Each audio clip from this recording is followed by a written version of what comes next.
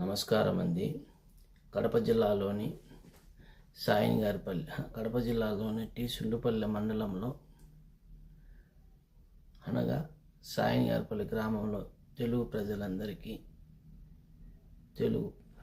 తెలుగువారు మండలంలో ఉన్న మండలంలో ఉన్న అందరికీ ముఖ్యంగా చెప్పేదేమంటే శ్రీరామనవమి శుభాకాంక్షలు. ముఖ్యంగా ఆంధ్ర తెలంగాణ గల్ఫ్ దేశాల్లో ఉన్న తెలుగు ప్రజలందరికీ శ్రీరామనవమి శుభాకాంక్షలు.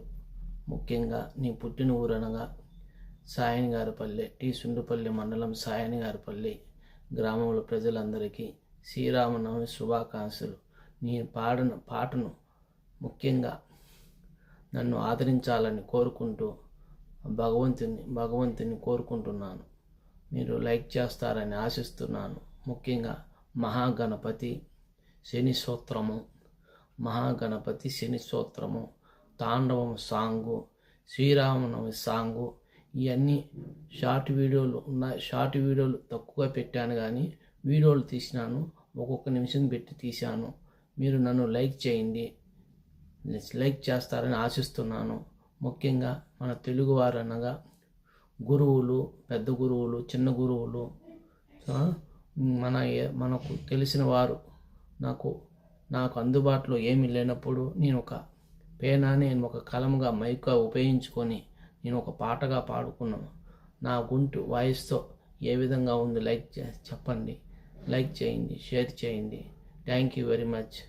మీ ఆశీస్సులు ఉంటే నాకు బాగుంటుందని కోరుకుంటున్నాను. మరి శ్రీరామనవమి శుభాకాంక్షలతో సంవత్సరం మేము ముఖ్యంగా సాయినిగారిపల్లి ప్రజలు ముఖ్యంగా ఇంటి నుంచి వచ్చేటప్పుడు కాయ, కర్పూరం, కడ్డీలు, పసుపు, కుంకుమ తీసుకొని వచ్చి తీర్థ ప్రసాదాలు తీసుకొని వాళ్ళను సుండుపల్లి మండలంలోని సాయినిగారి ప్రజలు, సుండుపల్లిలో ఉన్న ప్రజలు, ముఖ్యంగా కడప జిల్లాలోని సుండుపల్లి మండలంలో ఉన్న ప్రజలు, సాయినిగారిపల్లి సుండుపల్లి మండలం ఉన్న ప్రజలు అందరూ వచ్చి కాయ, కర్పూరము తీసుకునే వాళ్ళనిగా కోరుకుంటున్నాను. ఇంటికి వెళ్ళేటప్పుడు వాహనంలో నిదానంగా వెళ్ళవలను.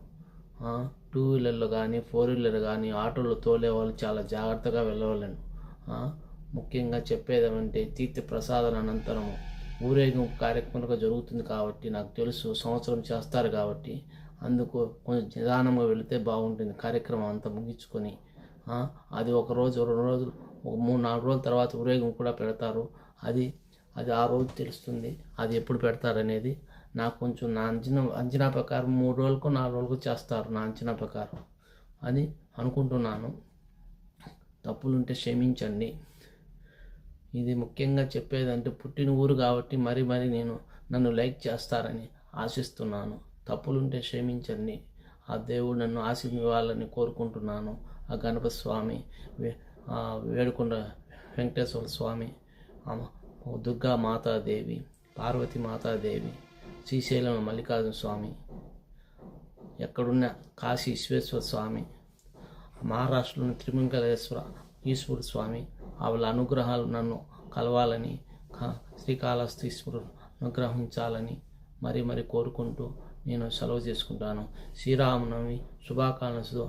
ఈ సంవత్సరం బాగా జరుపుకోవాలని పండుగలను మన తెలుగు ప్రజలందరూ, ముఖ్యంగా మా ఏరియాలో తెలుగు ప్రజలందరూ ముఖ్యంగా జరుపుకోవాలని, ఉత్సాహంతో ఉండాలని కోరుకుంటూ జరుపుకోవాలని, శ్రీరామనవమి మరి జరుపుకోవాలని ఆశిస్తున్నాను. ఆ దేవుడు ఎల్లవెల్లా నా తప్పులుంటే క్షమించండి. లైక్ చేయండి, షేర్ చేయండి.